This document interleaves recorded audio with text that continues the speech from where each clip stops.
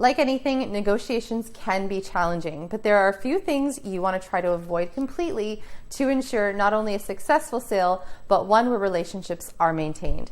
In this video, I will go over my top 5 tips on what to avoid when in negotiations. If we haven't met before, my name is Daniela Biagi, and for all things real estate, keep watching. Okay, so something may have caught your attention in my intro, the part where I said a successful sale where relationships are maintained. Let me see if I can guess why this sentence may have sent up a red flag for you. You're wondering, if my agent's worried about preserving a good relationship with another side, are they really fighting for me and my needs? The short answer is yes. A successful deal involves so much more than an aggressive sales tactic. Now, it's not to say that your agent isn't going to be slightly aggressive in their approach at times, and a good agent will know when this is appropriate and when it's not. The trick is knowing when to push and when to compromise. So, what can you do inside a negotiation that will help this along and avoid conflict? Number 5, avoid including aspects of your offer that don't align with what's asked in the listing and sending it to the agent with no explanation.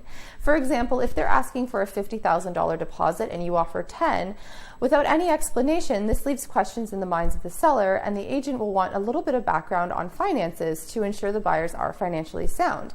It's okay to make the appropriate adjustments to your offer, but in the spirit of working together, some background might be helpful if you're going to make a change like that.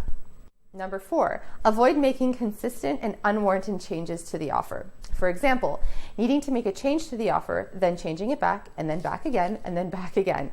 This can be frustrating for everyone. Make sure if you need a change, you double check things like dates and all that stuff. And of course, changes are normal, but just make sure you've double checked everything first, and again, communication is key. Number 3, avoid demanding things that are not offered in the listing. Even though it never hurts to ask, if you see a mirror or a piece of furniture that you really love and you just say, I want to include it in the sale of the property, that's fine. Or you might even offer to purchase the items separately from the seller at a later date. The only thing here is if they decline, that's your answer. Do not let this become a bigger issue than it needs to be and potentially lose the deal over it. Number 2, avoid trying to call the seller's bluff or haggling. I get it. Everyone is a skeptic, and maybe you wonder if some parties of the negotiation are being honest or just playing hardball. However, using scare tactics is a big no-no. For example, not getting what you want and letting the offer die. If you honestly want to walk away from the negotiation table, sure, let the offer die. That's fine. But if you're using this as a manipulation to see if the seller will relent, not only is it dishonest, but it gets you further away from the goal of home ownership. The sellers may simply move on to another offer or decide not to work with you, even if you do decide to come back. So this can be very tricky and risky. And the number 1 tactic to avoid is offering unfair market value for a home. We all want a deal, but offering a super low price with the intention that everyone will happily meet in the middle somewhere is risky. Even with the shift in the market that we are seeing, this one will most likely backfire. There's a definitive line to be drawn between what you believe is fair market value or simply what you want to offer. And this can be insulting to the sellers, and they can be offended by this.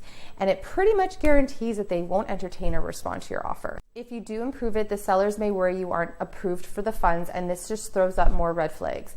I hear from my sellers sometimes the line, they don't have the money.